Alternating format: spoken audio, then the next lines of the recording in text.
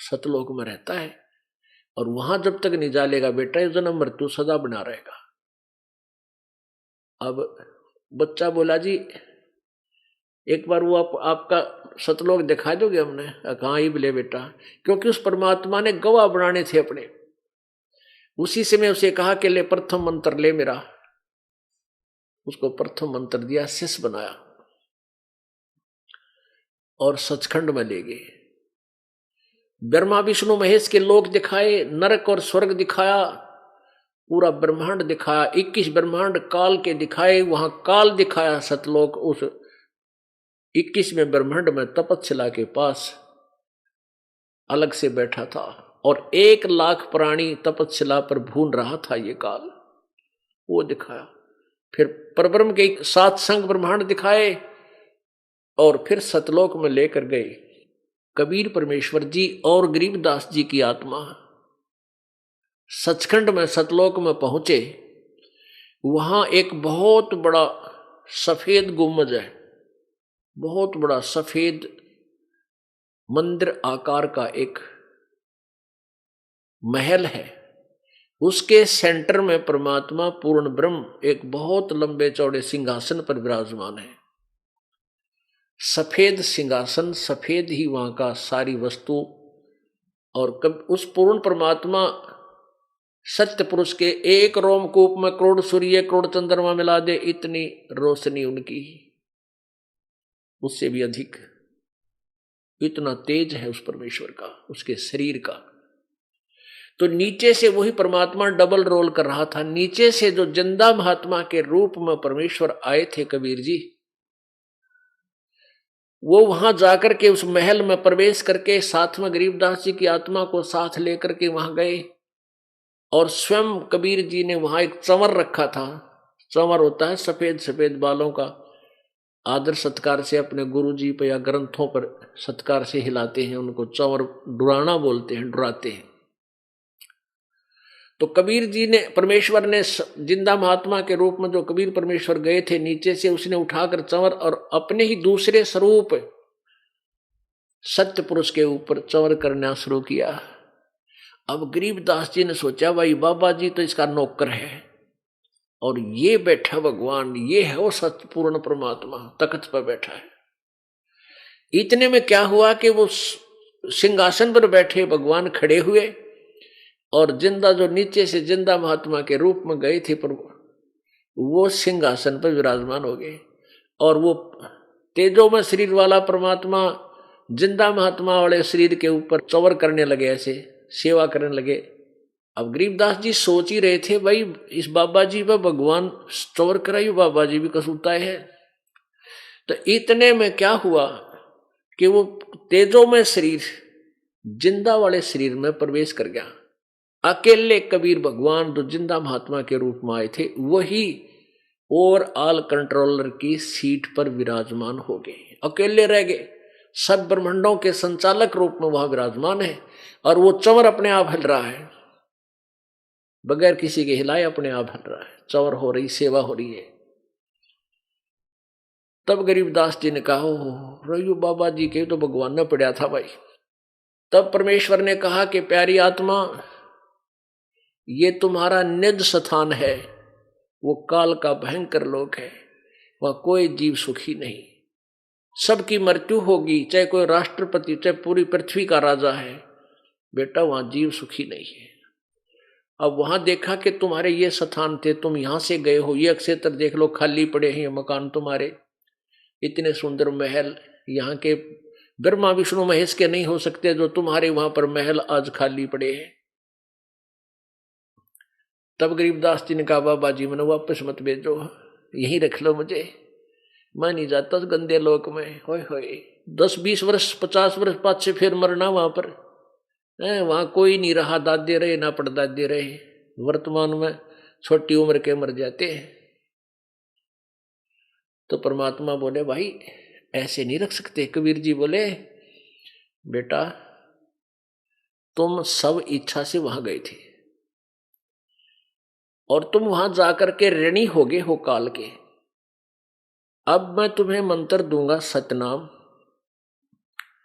और ये प्रथम मंत्र, इनकी तू कमाई कर डट के, मैं तुम्हारे साथ रहूंगा बेटा, और मैं साथ रहूंगा तो काल तुम्हें भक्ति करने देगा ना, भक्ति भी नहीं करने दे, 100 टेंशन पैदा कर देगा।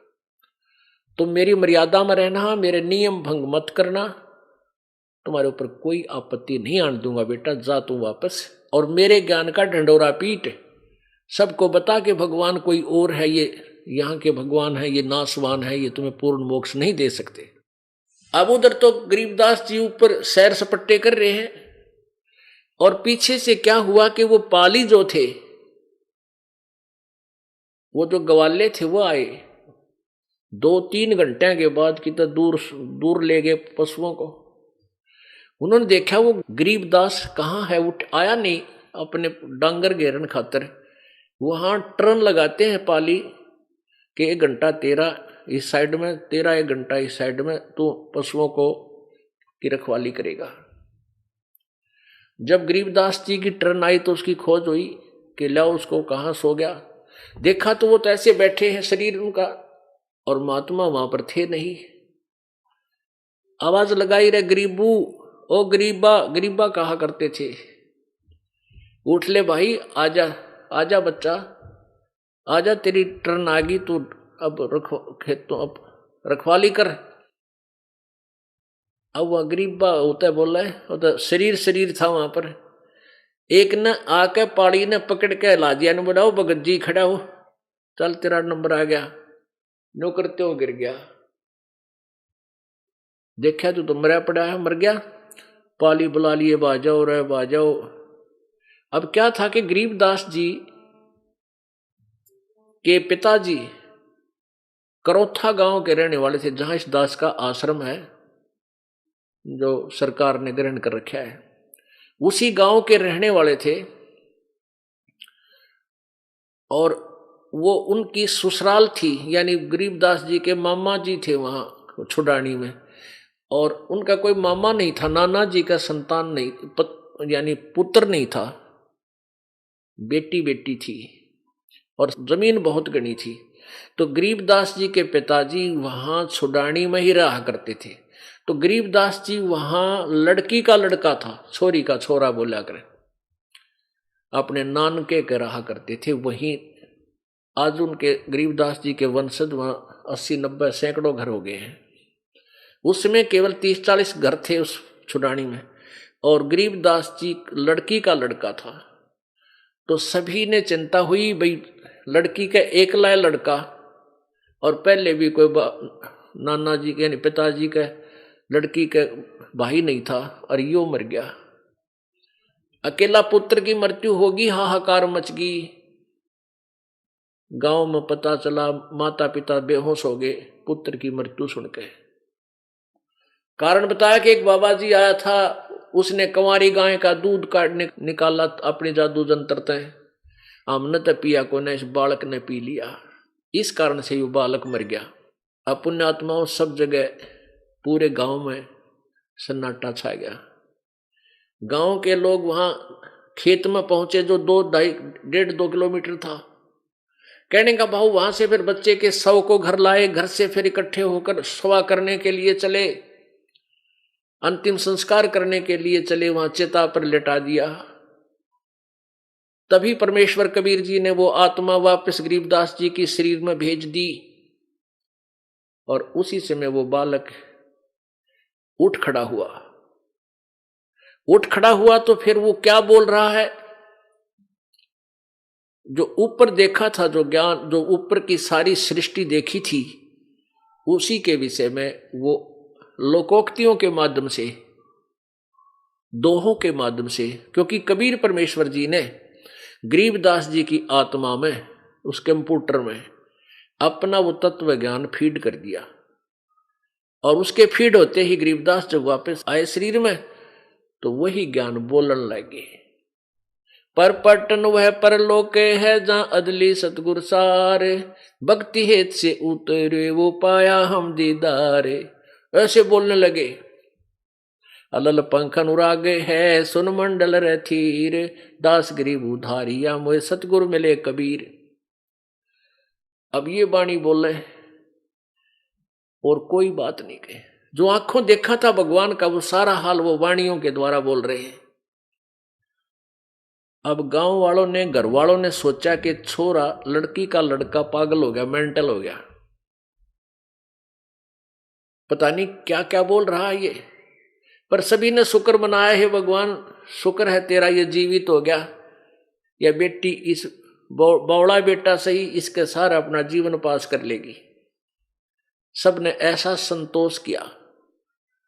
वो बोले आदमी नहीं समझ सके ये के अमृतवाणी बोल रहे हैं, क्या अमृत वर्षा कर रहे हैं। गरीबदास जी उनको बावड़िया कहने लगे, पागल, मेंटल।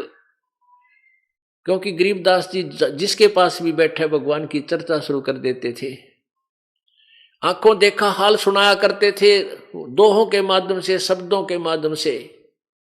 जब गरीबदास जी 13 वर्ष के हो गए, एक दादू पंथी, दादू साहेब, संत दादू जी को भी परमात्मा कबीर जी ऐसे ही आकर मिले थे जब दादू जी 7 वर्ष के थे, और बच्चों में खेल रहे थे, गली में खेल रहे थे, खेतों अपने ही घरों से थोड़ी आगे को, जैसे जंगल होता, जंगल में वहां खेल रहे थे। वहां परमात्मा आए थे, उनको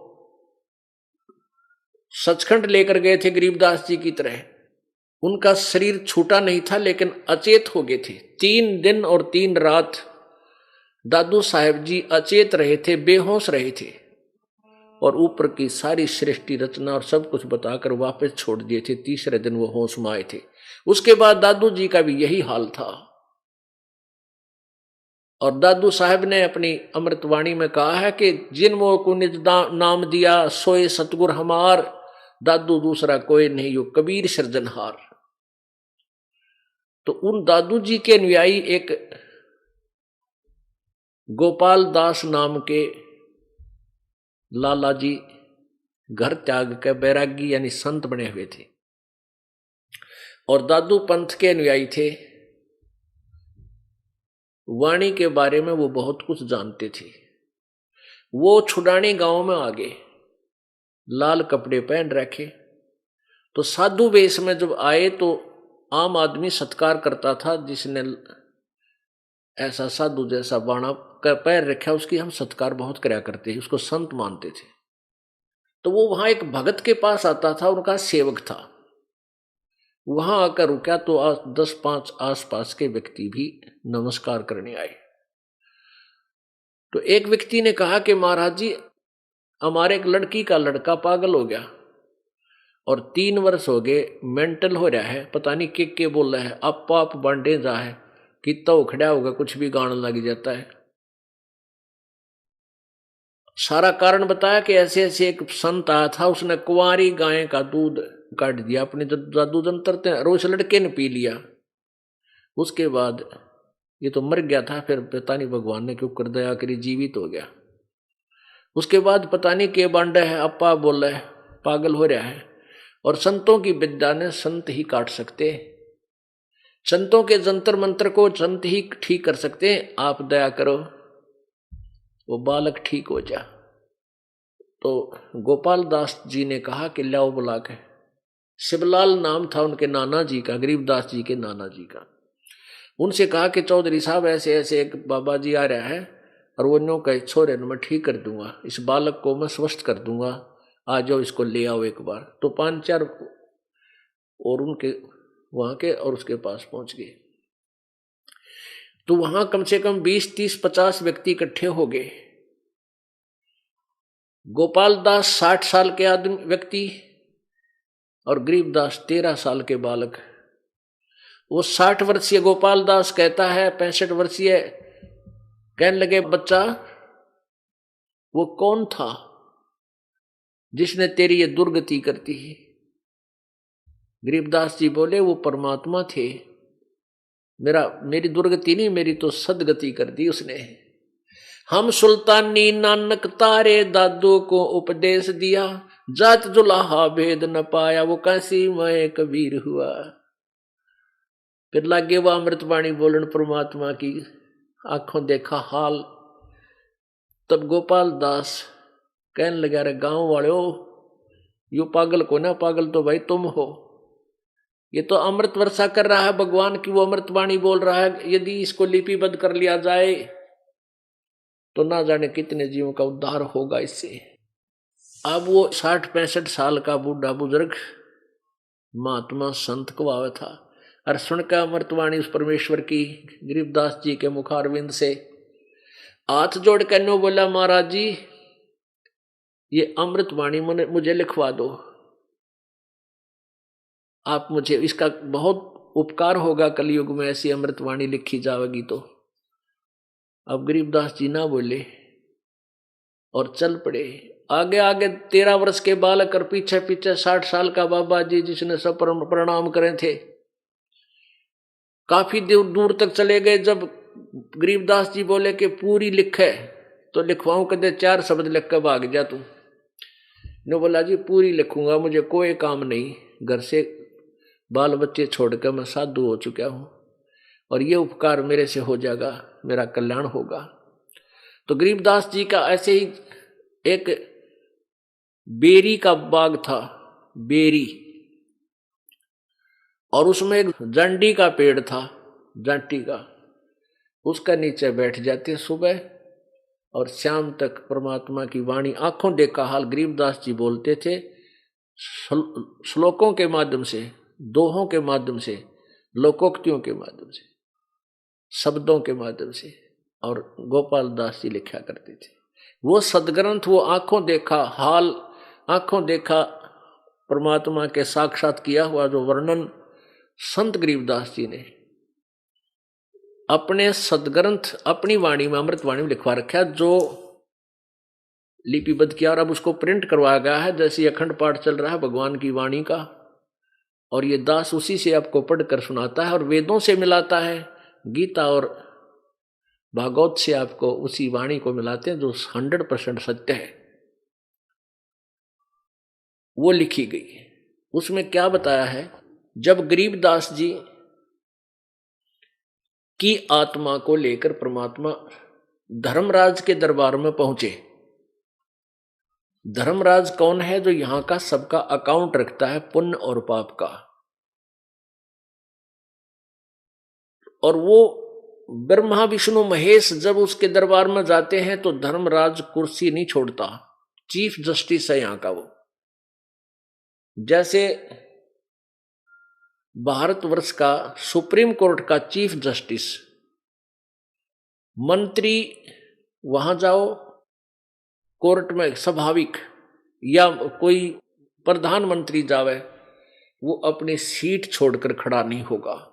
जब राष्ट्रपति जाएगा तो चीफ जस्टिस भी अपनी कुर्सी त्याग कर सत्कार से उसके लिए खाली कर देगा, विराजमान हो, क्योंकि वो चीफ राष्ट्रपति सुप्रीम जज भी है। इसी प्रकार पूर्ण परमात्मा जब वहां पहुंचे, गरीबदास जी को साथ लेकर के धर्मराज के दरबार में, धर्मराय के दरबार में, तो जाते ही परमात्मा की शक्ति को देखकर धर्मराज ने कुर्सी त्याग दी, सिंहासन छोड़ दिया और कहा, विराजो परमेश्वर। परमात्मा बैठे नहीं, खड़े खड़े, जैसे एक उच्च अधिकारी निम्न अधिकारी को आदेश देता है रौब के साथ, ऐसे उनके साथ वार्ता की, वो आपको सुनाते हैं। अब गरीबदास जी ने आंखों देखी शक्ति और उनकी महिमा का कैसे वर्णन किया। पंजा दस्त कबीर का सिर पर रखो हंस, यम किंकर चंपे नहीं उधर जात है वंश। दर्द बंद दरबे से है सतगुरु पुरुष कबीर, नाम लिए बंद छूटे है और टूटे यम जंजीर। सतगुरु पुरुष कबीर हैं 3 लोक तत्सारे, कोट 49 पृथ्वी 14 भवन उधार। सतगुरु पुरुष कबीर हैं 3 लोक तत्सारे, 2-4 की क्या चले ये उधार हंस अपार। सतगुरु पुरुष कबीर हैं 4 युग परवान, झूठे गुरुआ मर गए ये हो गए भूत मसान। गरीब झूठे गुरु के आसरे कदे न उधरे जीव, सच्चा पुरुष कबीर है, आद्य पुरम गुरु पीव। गरीबदास जी बता रहे हैं कि पंजा दस्त कबीर का, सिर पर रखो हंस, और जम किंकर चंपा ने, यम के दूत तुम्हारे निकट नहीं आएंगे, भूत प्रेत कभी निकट नहीं आएंगे, और तुम्हारा पूरी वंश आने वाली पीढ़ियां भी पार हो जाएंगी। इसके चरणों में लगे रहना। पंजा दस्त कबीर का, सिर पर रखो हंस। अब कबीर जी का पंजा हमारे सिर पर कैसे रहेगा? जब लग हंसा हमरी आना, काल लगे ना तुमरा बाना। जब तक हम कबीर परमेश्वर की मर्यादा में रहेंगे, उनके नियम में बंधे रहेंगे, मर्यादा का पालन करेंगे, नाम खंड नहीं करेंगे, तो उनका पंजा आपके सिर पर बना रहेगा। यदि आप नामखंड कर दोगे तो फिर काल आपको नहीं बख्शेगा। पंजा दस्त कबीर का, सिर पर रखो हंस, ये यम किंकर चंप नहीं, उधर जात है वंश। सतगुरु पुरुष कबीर का, बिखम पंथ बैराट, शिवसन का दिक ध्याव ही, मुनिजन जो है बाट। लख लख योजन उड़त हैं ये सुर नर मुनिजन संत, ऊंचा धाम कबीर का है कोई न पावे अंत। कहते हैं समाधि लगा लगा के ये ऋषि जन न जाने कितनी ऊंचाई तक इनकी समाधि पहुंच जाती है, लाख लाख योजन तक पहुंच जाते हैं, लेकिन परमात्मा के महल में इन समाधियों से नहीं जाया जा सकता। उसका तरीका न्यारा है। अब क्या बताते हैं कि जब धर्मराज के दरबार में परमात्मा के साथ गरीबदास जी गए तो आंखों देखा हाल बोल रहे हैं। धर्मराय दरबार में देई कबीर तलाक, मेरे भूले चूके हंस को तू पकड़िए मत कजाक। धर्मराज के दरबार में परमेश्वर जाकर बोले कि ए धर्मराय, ओ कजाक, यानी जैसे डांट मारा कर नीचे वाले अधिकारी पर बड़ा अधिकारी, कजाक कहते हैं, और निकम्मे और डफरमैन, मेरी बात सुन ले। धर्मराज को परमात्मा ऐसे बोल रहे हैं। धर्मराय दरबार में देई कबीर तलाक, मेरे भूले चौके हंस को तू पकड़िए मत कजाक। कि मेरा कोई हंस है जिसने मेरा नाम ले रखा है, उसको तू पकड़, उसको तू हिसाब मत करना, उसका कोई अकाउंट नहीं करेगा। फिर धर्मराज क्या बोला? बोले पुरुष कबीर से धर्मराय कर जोड़, हाथ जोड़कर न्यायाधीश बोला, तुमरे हंस न चंपा हूं मन 2 ही लाख करोड़। आपके जो उपदेशी हैं, आपकी शरण में जो आ गए आपके हंस, उनको मैं नहीं पकड़ूंगा, ना उनका कोई अकाउंट करूंगा। मन 2 ही लाख करोड़, लाख तौबा है मेरी। फिर प्रश्न करता है विनम्रता से धर्मराज, कहता है कि भगवान, जिसने आपकी शरण में आने से पहले शराब पी रखी, चोरी कर रे डाके मारे, जीवन साकी ये मांस खाए, उनके तो बैड अकाउंट मेरी बही में लिखे हैं, मेरे अकाउंट में, उनको तो मैंने सजा देनी पड़ेगी, ये मेरी मजबूरी है प्रभु। परमात्मा बोले, ये कर्म भ्रम ब्रह्मंड के मैं पल में कर दूं नेस, इन पे ऐसे कलम मार दूंगा, काट दूंगा, और जिन हमरी 2 ही दी सो करो हमारे पेश। जिसने मेरा नाम बता दिया कि मैं कबीर साहब का अनुयायी हूं, और भूल भटक कर तुम मुझे यहां ले आए हो, कहते हैं उसका अकाउंट मत करना। और उसने जो मेरी शरण में आने से पहले जो गलतियां कर रखी, उनको मैं कैंसिल कर दूंगा, खत्म कर दूंगा, उन पापों को काट दूंगा, तेरे अकाउंट से भी निकाल दूंगा, फिर तुझे कोई बोधरेशन नहीं रहेगी। अब क्या कहता है? मद आहारी जारी नरा जो भांग तमाखू खाही, परदारा पर घर तक हैं जिनको लो अकनाही। धर्मराय विनती करे सुनियो पुरुष कबीर, जिनको निश्चय पकड़ूंगा जड़नी पड़े जंजीर। कर्मों से तीरथ थे अब हैं जो शरण कबीर, जिनको निश्चय मारू हूं काढ़ो बल तकसीर। कि पहले तो सब कर्म किया करते थे, अब जो आपकी शरण में आगे, उनके लिए दंड तो प्रभु मैंने देना पड़ेगा। तो क्या कहते हैं परमात्मा? पहले किए सो बख्श हूं आगे करे ना कोई, कबीर कहे धर्मराय से नाम रटे मम सोई, के पहले जो किए उन्हें बख्श दूंगा, कैंसिल कर दूंगा। जो मेरा नाम रटते हैं, जो मेरी सच्ची साधना करते हैं। कर्म भरम ब्रह्मंड के मैं पल में करहूं नेस, जिन हमरी दो ही दी सो करो हमारे पेश। शिव मंडल ब्रह्मापुरी चाहे विष्णु लोक में हो, हमरे गुण भूले नहीं तो आन छुटाऊं तो। अब क्या बताया है कि जो मेरी शरण में है और जिन्होंने मेरा उपदेश ले रखा है, उन्होंने पहले गलती कर रखी अनजानपने में, उन सबको मैं, उन पापों को नाश कर दूंगा, खत्म कर दूंगा। और आगे मैं इतना ज्ञान दे देता हूं कि परमात्मा कहते हैं ऐसा ज्ञान दूंगा कि वो बहुत प्यारी आत्मा गलती नहीं करेगी। अपुण्यात्माओं, हम परमात्मा की महिमा से बिल्कुल अपरिचित थे। दंत कथा लोक वेद सुना सुना के हमारा जो हिंडोला बना रखा था, इन्हें कोई किसी को भगवान बता देता था। कहीं पर कितना 4 ईंट लगा रखी है, मंदिर बना रखा है, और किसी मूर्ख ने कह दिया ये इसमें है भगवान, उड़ा कुत्ते मुत्ते एक मंडी सी बना रखी है और हम उसने पूजा करते और कुत्ते उड़ा मूझ कर जाते।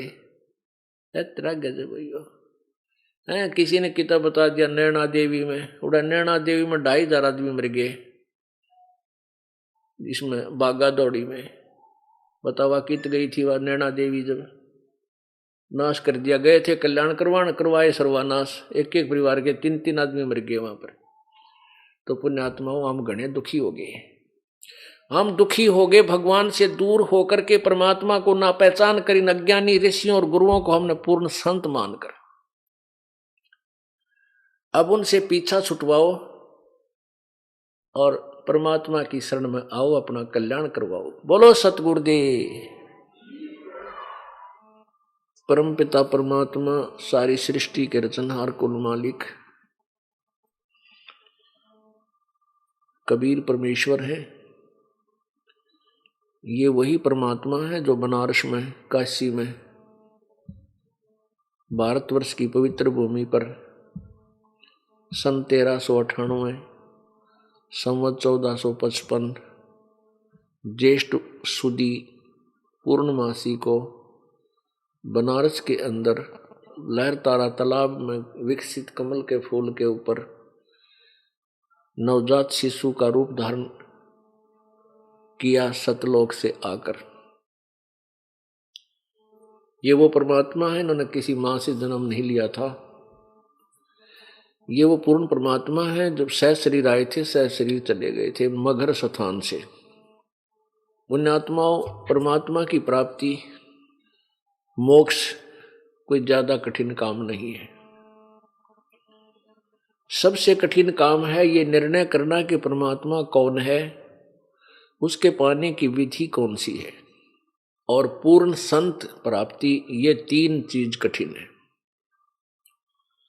जब पूर्ण संत मिल जाएगा तो ये संशय भी निवारण हो जाएंगे। अब ये सत्संग जो तत्व ज्ञान के आधार से किया जाता है, ये वो तत्व ज्ञान है, ये वो सच्चिदानंद घन की वाणी में वर्णित यथार्थ ज्ञान है जो किसी भी ऋषि महर्षि के हाथ नहीं लगा। उनको ये ज्ञान नहीं हुआ।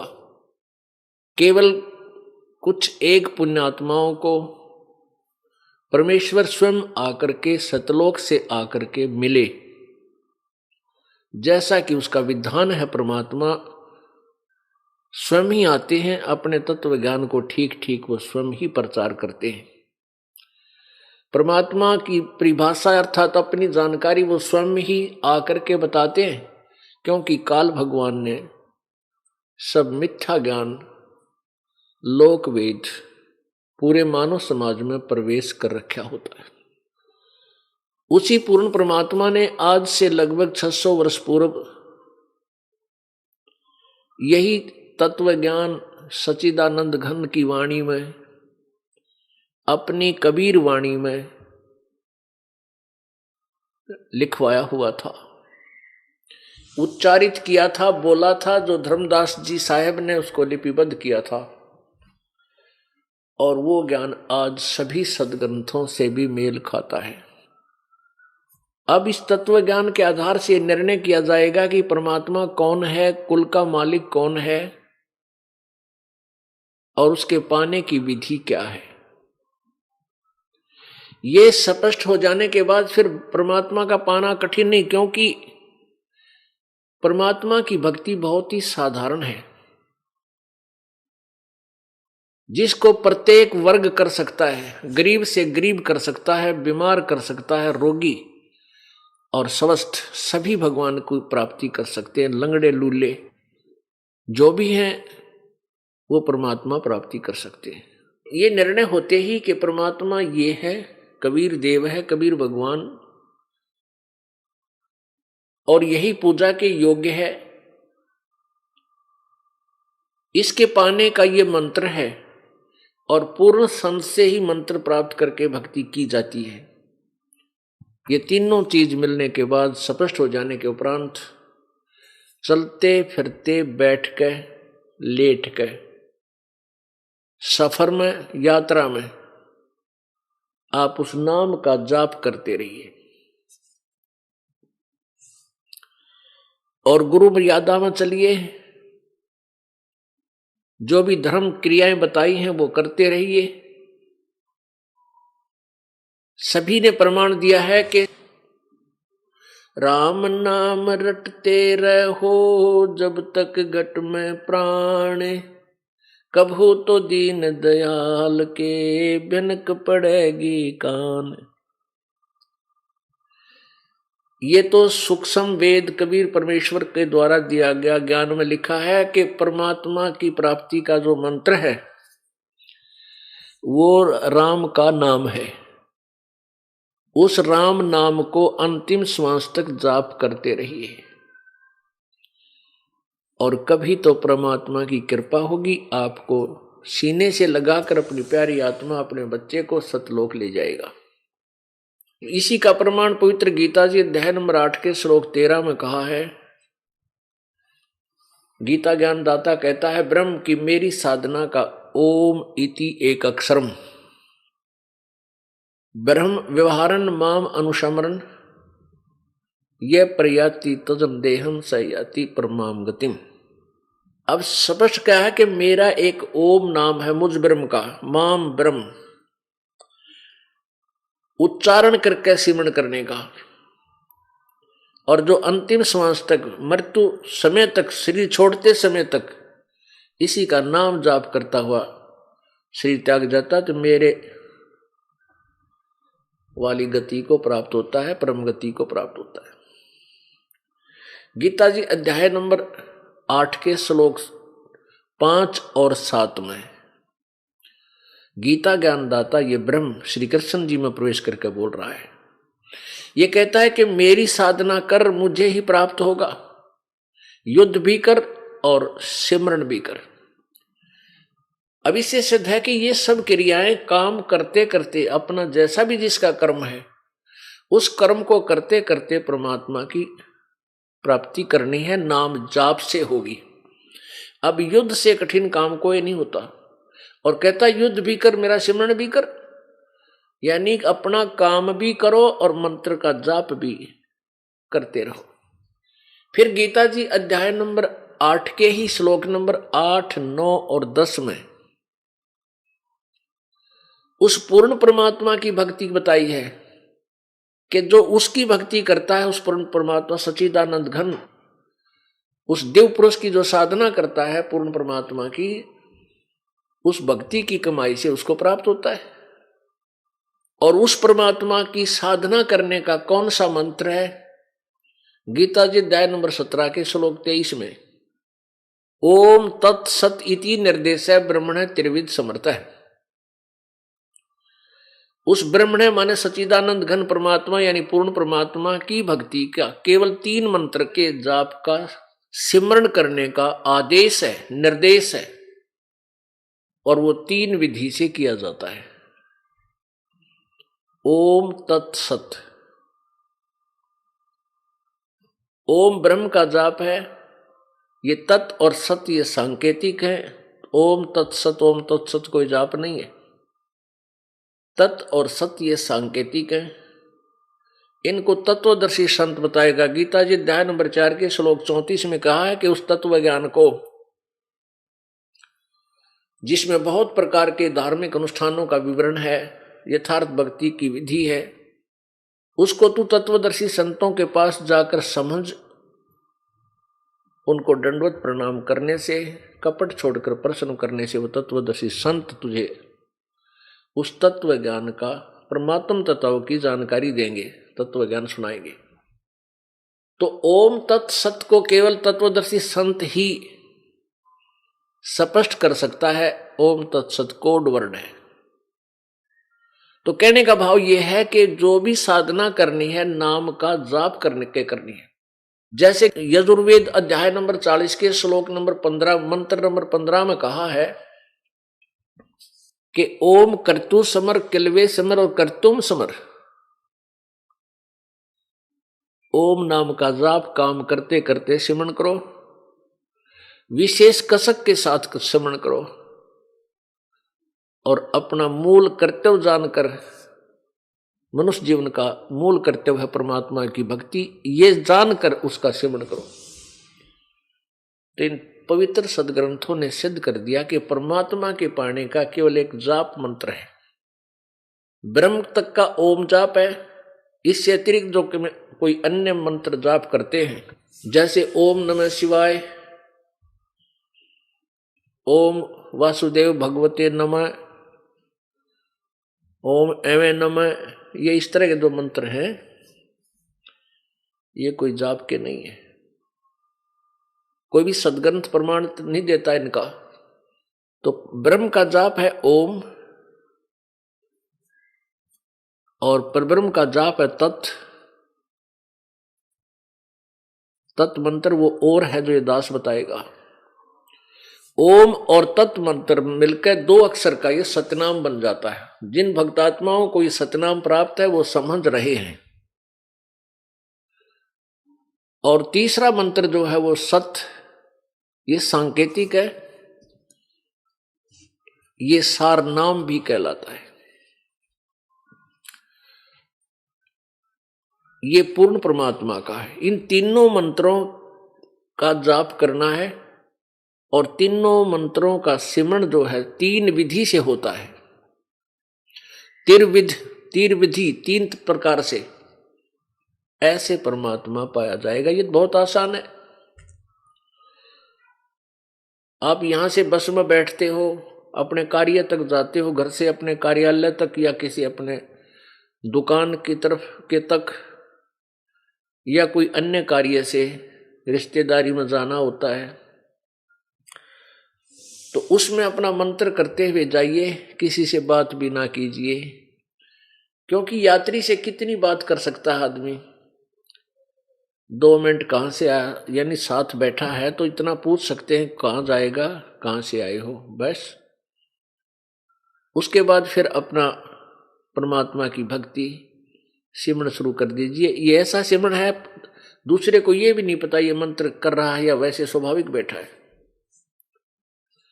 श्वास उश्वास से इसका जाप होता है।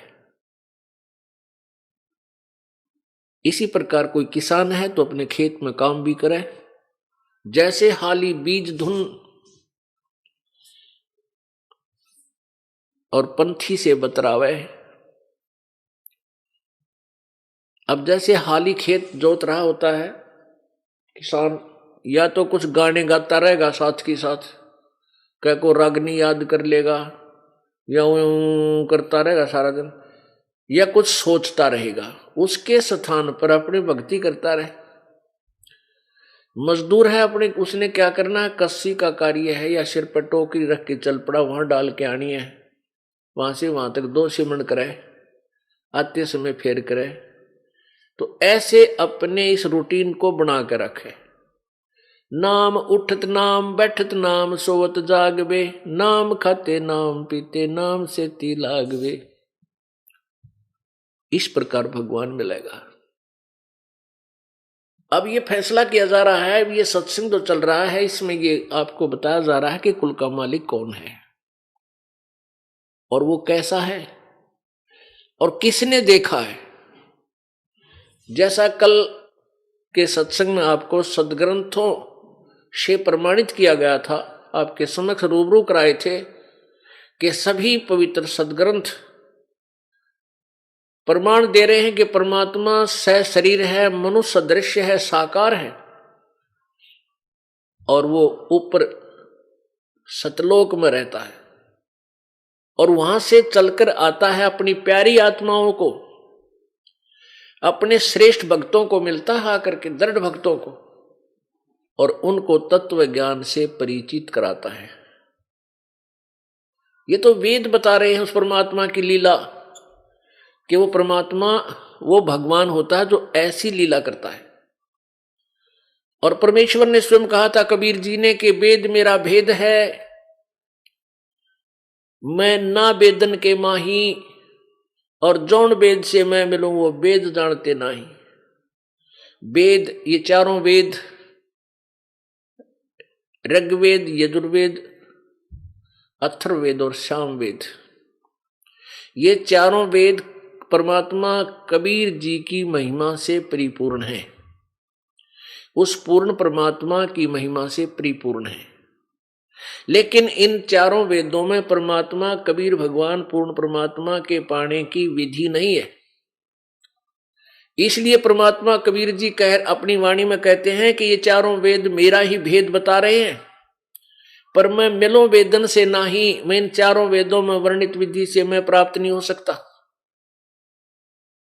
और जौन वेद से मैं मिलूं वो वेद जानते नहीं। जिस वेद से मैं मिलूं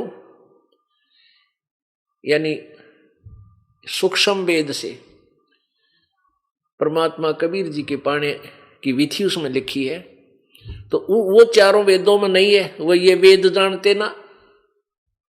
आज सुबह के सत्संग में आपको ज्ञान दिया था, जानकारी दी थी कि आदरणीय गरीबदास साहिब जी को परमात्मा मिले, उन्होंने सतलोक में परमेश्वर के दर्शन किए और वही परमात्मा छुडानी गांव में, जिला झज्जर, हरियाणा प्रांत, भारतवर्ष में, वो सशरीर आए थे जिंदा महात्मा रूप बना के, और अपनी प्यारी आत्मा, उस श्रेष्ठ आत्मा, अपनी उत्तम आत्मा गरीबदास जी को मिले, उनको अपना भेद बताया, सचखंड दिखाया, फिर वापस छोड़ दिया। उस प्यारी आत्मा ने फिर आंखों देखा उस पूर्ण परमात्मा का ज्ञान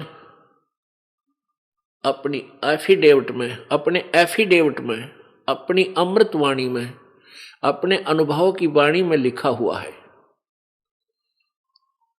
वो जो आपको ये दास रह रहकर सुनाता है, उस गरीबदास साहिब जी की अनुभव की वाणी परमात्मा प्राप्ति के उपरांत।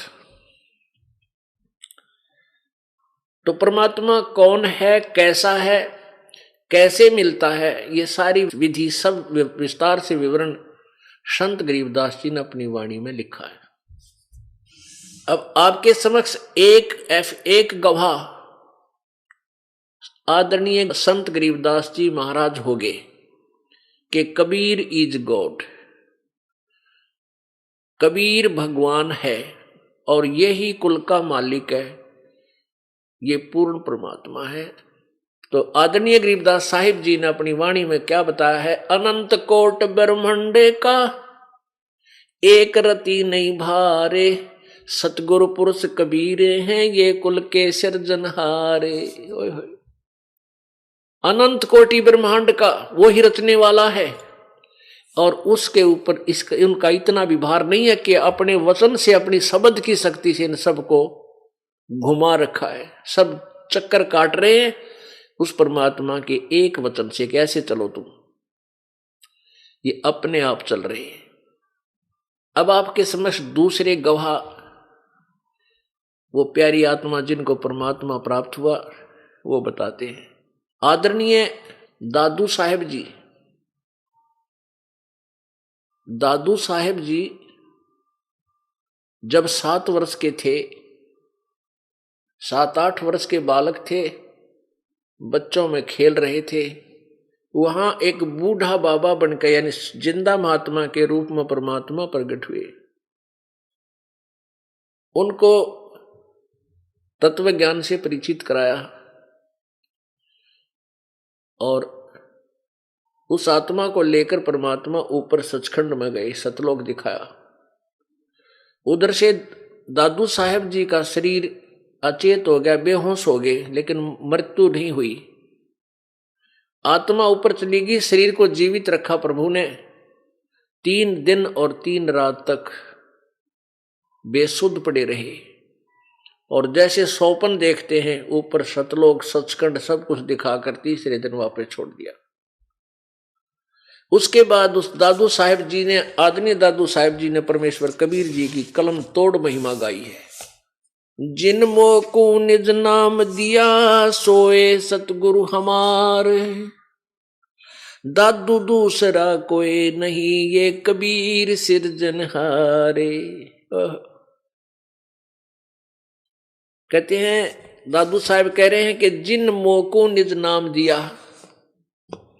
जिसने मुझे वो सही मंत्र दिया, निज माने खास यथार्थ नाम दिया, और सोए सतगुरु हमार, दादू दूसरा कोई नहीं यो कबीर सिरजनहार। ओए होए, ये परमात्मा, ये बंदी छोड़। अब उस परमेश्वर के कितने गवाह हैं जिन्होंने परमात्मा को देखा है। आपके समक्ष उन सभी गवाहों की अमृतवाणी सुनाई जाएगी। दादू नाम कबीर की जय कोई लेवे ओटे, उनको कभू लागे नहीं ये काल वज्र की चोटे। दादू साहब कह रहे हैं कि जो नाम कबीर जी के सच्चे नाम की जो ओट ले लेगा पूर्ण संत से उपदेश लेकर, उसको काल के वज्र की चोट कभी नहीं लगेगी। अब काल का वज्र माने एक भयंकर हथियार छोड़ दिया जाता था। वज्र होता था एक, जैसे आजकल मिसाइल होती है। कहते काल ऐसे गुप्त वज्र छोड़ देता है जिनके कारण जैसे कोई दुर्घटना होती है। अब काल के वज्र गुप्त कौन से हैं? जैसे दुर्घटना में एक ही परिवार के 3 आदमी मर गए, बता के बच्चा उस परिवार में। अब किसी क्षेत्र में बाढ़ आ जाती है, हजारों की संख्या में व्यक्ति मृत्यु को प्राप्त हो जाते हैं। किसी क्षेत्र में भूकंप आ जाता है, आपने सुना होगा कहीं कोई एयर क्रैश हो जाता है, कोई हेलीकॉप्टर दुर्घटनाग्रस्त हो जाती है, कोई बसें दुर्घटना हो जाती है, कितने ट्रेन टकरा जाती है, या कहीं पर कोई ऐसा कोई बीमारी आ जाती है, कोई हार्ट अटैक होता है। ये काल के वज्र हैं। और जो परमात्मा कबीर जी की शरण में आ जाते हैं उनके ऊपर ये अटैक नहीं हो सकते। हम इसीलिए भगवान की खोज करते हैं। उनको अगर कोई बीमारी रोग हो जाता है वो भी ठीक होता है, परमात्मा ठीक कर देते हैं। तो इसलिए परमात्मा के विषय में दादू साहब कह रहे हैं कि उनको कभी लागे नहीं, दादू नाम कबीर की जय कोई लेवे ओठ। नाम की ओट का तात्पर्य है जैसे आपने परमात्मा की शरण ले ली पूर्ण संत के द्वारा उपदेश लेकर, तो वह नाम की ओट होगी, कबीर जी के नाम की ओट। ओट माने शरण, रक्षा कवच। वो रक्षा कवच हो गया, भगवान अपने आप रखवाला होता है। और उनको कभू लगे नहीं काल वज्र की चोट, जो जो शरण कबीर के तिरगे अंत अपार। दादू गुण की ताक है कैतन आवे पार। जो कबीर जी की शरण में आए हैं ना जाने कितने पार हो गए, उनका वर्णन नहीं कर सकते। परमात्मा प्रत्येक कलयुग में, वैसे तो प्रत्येक युग में आते हैं, लेकिन उन 3 युगों में थोड़े ही जीव पार होते हैं और चौथे कलयुग में परमात्मा थोक के बहा से पार करते हैं बिना गिनती के। अब जो यह पिछली पीढ़ी प्रारंभ होगी, इसमें परमात्मा न जाने कितने लाखों करोड़ों अरबों तक को पार करेगा।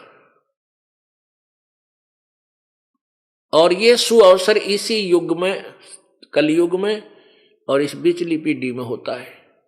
कुछ हजारों वर्षों तक ये ज्ञान चलेगा। हजारों वर्षों तक जो भी पुण्यात्मा परमात्मा की प्यारी होंगी, उनका जन्म आप पुण्यात्माओं के घर में अच्छी आत्माओं का होगा। वो पिछले पुण्यकर्मी प्राणी आएंगे, आपको भी कोई कष्ट नहीं होने देंगे, उनके कर्म इतने अच्छे होंगे। और फिर वो भक्ति करके अपना पार हो जाएंगे।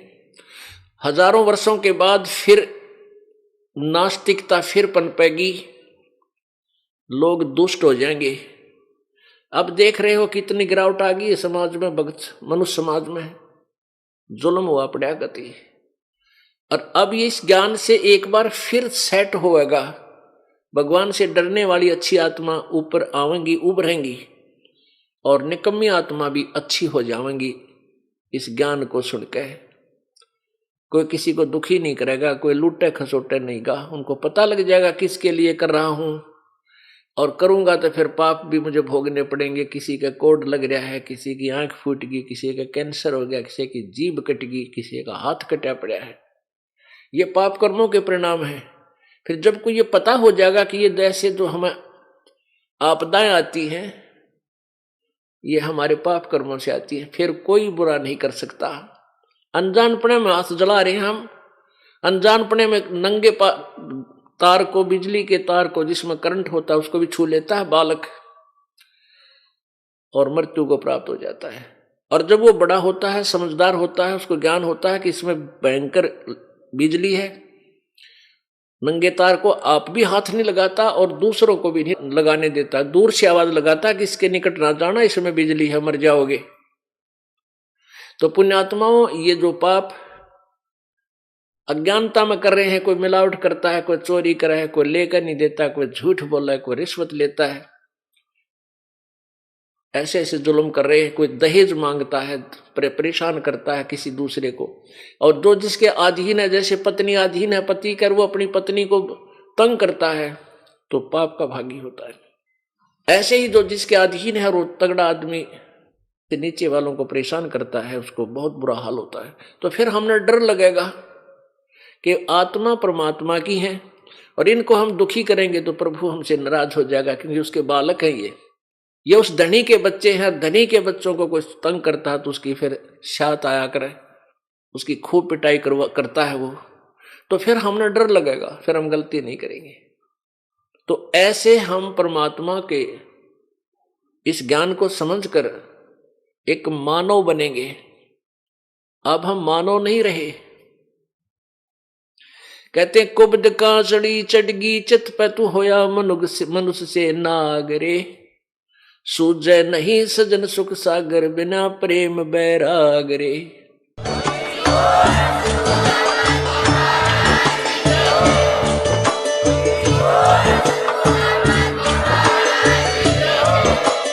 आप सुन रहे थे जगत गुरु तत्वदर्शी संत रामपाल जी महाराज जी के मंगल प्रवचन। अधिक जानकारी के लिए विजिट कीजिए हमारी वेबसाइट www.jagatgururampalji.org। संत रामपाल जी महाराज जी के शुभ आशीर्वाद से पूरे विश्व भर में 500 से भी ज्यादा नाम दीक्षा केंद्र हैं, जिन पर संत रामपाल जी महाराज जी द्वारा ऑनलाइन निःशुल्क नाम दीक्षा दी जा रही है। अपने नजदीकी नाम दीक्षा केंद्र का पता करने के लिए संपर्क करें 822288